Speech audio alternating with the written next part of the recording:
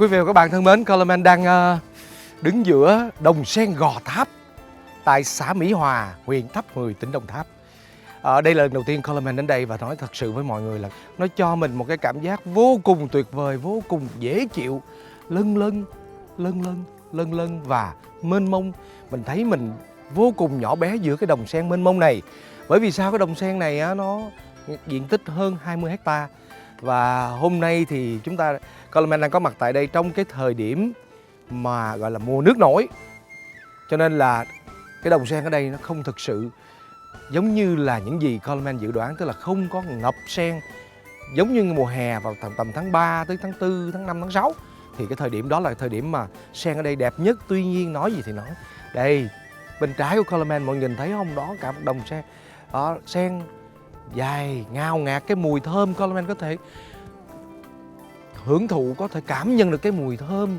Mặc dù hôm nay sen không quá nhiều nhưng nó có cái mùi thơm ngang ngát, nó dịu dịu, nó nhẹ nhẹ, rất là độc đáo. Và theo như Coleman được biết thì sen hồng đặc sản ở cái vùng Tháp 10 này là sen hồng. Hoa sen nó màu hồng tươi, trông rất là đẹp. Đây chúng ta có thể thấy ngoài kia lác đác, không có nhiều lắm đâu nhưng mà rải rác nó tạo thành những cái điểm xuyết rất là đẹp cho cái đồng sen mênh mông nước này. Và mọi người có thể nhìn thấy xung quanh Coleman mỗi chỗ là có một cái lều, cứ cách khoảng mấy chục mét có một cái lều. Để làm chi? Để du khách đến cái đồng sen Gò Tháp này đi một chút xíu, họ mệt, nắng quá họ vào nghỉ. Nhưng với Coleman làm gì có sự mệt mỏi nào, bởi vì đối với mình được đi là hạnh phúc rồi. Phải đi giữa cái trời nắng này, trong giữa cái đồng sen mênh mông này, chúng ta mới cảm nhận được cái bầu không khí trong lành của đồng quê Việt Nam, đặc biệt là đồng bằng sông Cửu Long, nông thôn miền Nam của Việt Nam. Nó dễ chịu đến mức nào. Còn nếu chui vô trong những cái túp lều đó thì quá đơn giản. Nhưng chúng ta sẽ vào trong các túp lều đó vào giờ ăn trưa để thưởng thức những cái món đặc sản. Còn bây giờ thì Coleman sẽ dẫn mọi người, sẽ cùng với đưa mọi người lên ghe và chúng ta cùng đi thưởng lãm đồng sen ở một cái vị trí khác, chứ không phải đứng trên đây. Cái nó không có sinh động, đúng không? Lên ghe xong đi bơi ghe cùng với lại những cái bạn hướng dẫn ở đây để có thể là hái sen, nó có thể là khám phá nhiều thứ bên dưới cái mặt nước này nữa. Bây giờ thì cùng theo chân Coleman nhé. Ở đây hả em trai? Quý vị và các bạn thân mến, bây giờ Coleman sẽ xuống ghe và mời mọi người đi theo cùng Coleman đi xuống dưới nha. Chúng ta sẽ đi một vòng đầm sen để khám phá có cái gì ở dưới nước này và có cái gì ở trên mặt nước này. Nghe nói có 3 tầng ẩm thực, có 3 cái tầng thực vật rất là thú vị ở cái đầm sen này. Nào, chúng ta cùng tìm hiểu.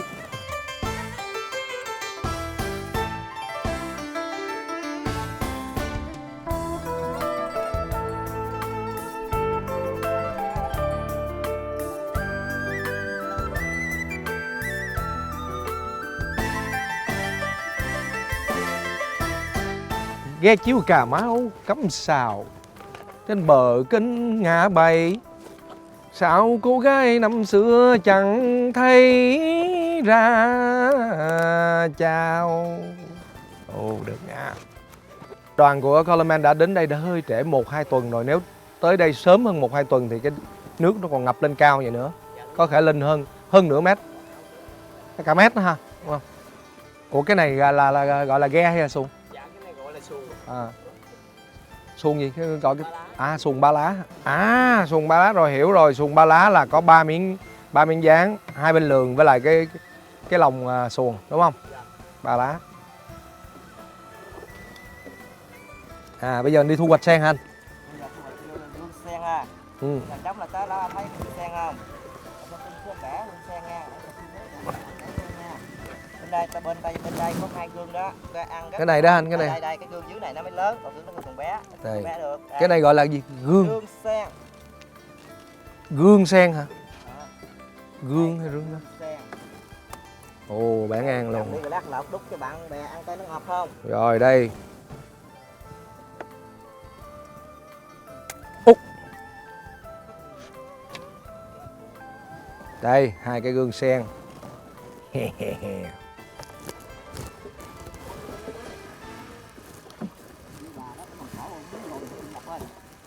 Ồ.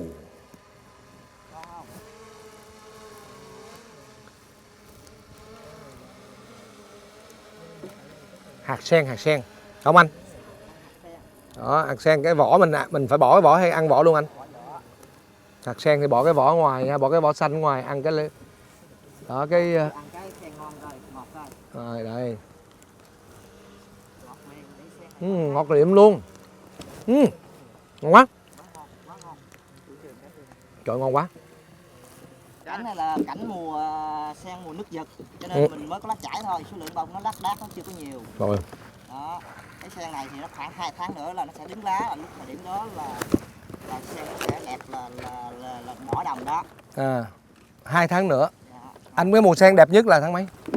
Cái giờ mình tính 2 tháng nữa là nó sẽ ngang cái mùa sen đẹp của mình rồi. Rồi. Như miếng này đó. Còn nếu mà mình muốn cái thời gian thì mình đi tháng 3, tháng 4, thời điểm đó là cũng là sen đẹp, mùa sen đẹp. Vậy một năm là có 2 mùa. Năm 2 mùa. Một năm là có 2 mùa sen nở đẹp. Là tầm tháng 3 tháng 4 hả anh? 3 tháng 4. Rồi. Nó kéo dài tới tháng 5 tháng 6 vẫn còn. Ngày tháng 6 vẫn còn. Bây giờ sen này Mùa hè đó. Mình tạo cảnh là nó kéo dài 1 năm, nó có thể là liên luôn. Dạ. Nhưng mà cái đỉnh điểm của nó đẹp nhất thì nó vẫn là rơi vào cái tầm tháng 3 tháng 4. Tháng 3. Hoặc là tháng 12 đúng không? Nó cũng chịu gì mưa. Dạ 2 tháng nữa là giờ là tháng 10, tháng 11. Vậy là khoảng tầm đầu tháng Giêng. Ngay Tết nè. Cái sen này của mình nữa ngay Tết nè. Ồ, vậy là trước Tết mình nên đi đây một lần nữa. Đài sen ngon quá à. Chờ một chút. Em này đang mua, tự nhiên em lao thẳng vô người mình luôn, ý là em muốn mời mình xơi đó. Ôi trời. Ủa anh có cái trứng cái gì gì hồng hồng đây anh? Trứng ốc hả anh? Ồ, đây trứng ốc bu vàng nè, mà nhưng cái màu đẹp quá. Sao nó có màu hồng luôn ta, nó giống như màu hoa sen luôn. Để đây lát luôn xuống cho các đồng đội. Sen này cái búp sen hồng chưa nở. Như cái bông trước là bông đang nở đó. Với cái bông đó là như em gái 18 á. Ồ, lạ ha, cái khi mà nó nở có bông rồi thì nó lại bẻ, nó không có giòn giống như cái. Ồ, nè. Đây búp sen hồng. Đẹp quá, dễ thương quá. Rồi cái cây cái này phải bẻ sâu một chút, bẻ dài một chút nó mới đẹp đúng không?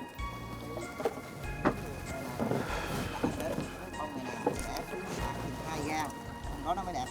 Cái bông này phải không anh? Đó là nó mới nở. Nó là như cô gái. Rồi chầm chầm đó. Xuống 2 gang phải không anh? Xong 2 gang. Rồi đây. Nhưng nó có gai nha, 2 gang là xuống nữa nè. Có gai. Trước giờ cứ nghĩ là hoa hồng mới có gai, giờ hóa ra hình như hoa nào cũng có gai. Hoa nào đẹp cũng có gai. Nhưng mà cũng sợ có một số loài hoa không đẹp mà cũng có gai. Giống như có những cô gái đẹp mà khó chiều, khó tính vậy đó. Mới nở đó. Đây, ngày nay mới đẹp.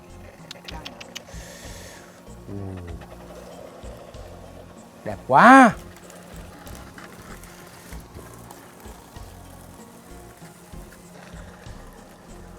Đây mọi người thấy cái sen có nhiều công dụng lắm nè. Cái đài sen, cái búp sen này ha, cái rương sen, hay là mình nói cái hạt sen bên trong dùng để ăn được nè. Cái bông sen để trang trí và để ngửi rất là đẹp, và để làm tặng cho phụ nữ. Coleman nghĩ rằng tặng hoa sen có khi nó còn đẹp hơn cả tặng hoa hồng nữa. Đó, mình thấy cái sen rất là hay. Ngay ở cái rễ cũng dùng để làm thức ăn luôn. Rồi, đây thì cái rễ là kêu bằng ngó sen đó, là mình làm gỏi ngó sen đó. Cái rễ đó hả anh? Cái rễ ngó sen là theo mình giờ mình biết cách nhổ của nó là mình phải dòm theo mấy cái này nè, mấy Dạ. cái đó nè. Đây. Cái đó mới là Cuốn sen non để ăn cá lóc nướng. cuốn sen non. Cái rễ, cái ngó của nó là nằm dưới mấy cái cuốn này.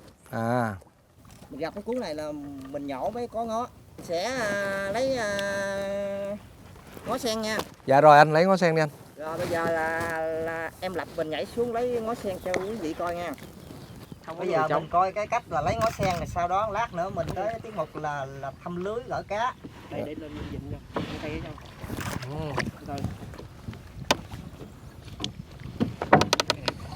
Đó, lấy ngó là có. Đây quý vị và các bạn thân mến, chúng ta đang thấy bạn Nguyễn nó nằm ở dưới bạn lỗ Nguyễn khoảng bạn Lập. sình đất dưới đó. Đang nhổ cái ngó sen, bởi vì ngó sen là cái rễ sen mà nó nằm tuốt ở tầng ở dưới luôn. Đó. Đây. Cuốn này cũng có. Đó, mà muốn nhìn biết là cái nào có ngó sen thì phải nhìn thấy có cái cuốn ở trên. Đó không anh? Đúng rồi. Cái cuốn nó lồi là ngồi là nó trồi lên trên đó. Là cũng là một loại để ăn cá nướng. Ồ, cái cuốn sen cũng ăn được. Dạ. Rồi cái ngó sen cũng ăn được. Rồi cái hạt sen cũng ăn được. Đúng nghĩa là 3 tầng đó. Đó không anh? Cái tầng trên mặt là cái rương sen rồi đúng không? Rương sen. Rồi xong xuống ở dưới một chút nữa là cuốn sen, và xuống chút xíu dưới nữa là ngó sen. 3 tầng của sen đều có thể ăn được. Hay quá. Trời ơi, bạn Lập coi như hy sinh, nhảy xuống lặn ở dưới để nhổ. Wow. Khó không? Thấy lấy cuốn lấy ngó sen cũng cực khổ. Vậy mà thấy mình thấy người ta bán ngoài chợ một lần một bó vậy là nhổ thì. Dạ đúng rồi. Mà một ký ngó sen đâu có nhiêu tiền đâu phải không anh? Nó cũng khoảng 30 ngàn. Trời ơi, một ký ngó sen là 30-40 ngàn mà tính ra là bao nhiêu gốc, rất nhiều gốc. Cực lắm. Nếu mà khách Sài Gòn xuống đây muốn ăn cá lóc nướng đòi hỏi cuốn sen. Dạ. Cái cuốn non, lá non đó. Dạ. Ăn cá lóc nướng là phải có cái cuốn sen. Đây quý vị và các bạn thân mến, anh An và bạn Lập đang hướng dẫn cả đoàn tiến vào cái vớn cá. Ổ vớn. Ổ vớn là mình phải phân tự đẳng lại đủ cá gì đâu này. Đó phải kéo vớn. Đó vậy.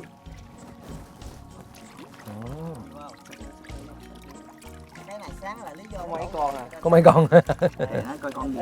Dắt sáng nó đổ rồi. Đúng rồi, sáng nay là đi cân cá ra chợ. Cân cớ ra chợ bán rồi. Mình mới đổ lại cho nên lượng. Cá linh quá trời kìa. Dạ. Còn toàn cá linh. Rồi ok. Sặc cá lòng tôm, cá hột, cá trắng. Rồi qua cái kia có không? Ổ vớn nó chắc dữ vậy ta. Dạ.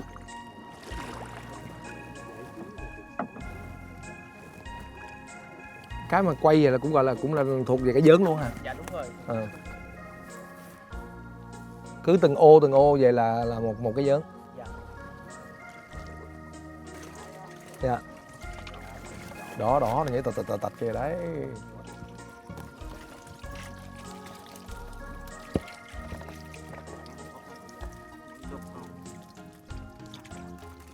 Có sặc không hả? Mở ra chút xíu nhìn vô thôi được. Đó. Đây lý do là cái vớn này hôm nay là mình thấy ít cá là vì sáng nay người ta mới đổ vớn rồi. Đó, đổ vớn và đem ra chợ bán rồi. Chứ một cái vớn vậy là trung bình là nếu mà cá nhiều là cũng 2-3 kg ha.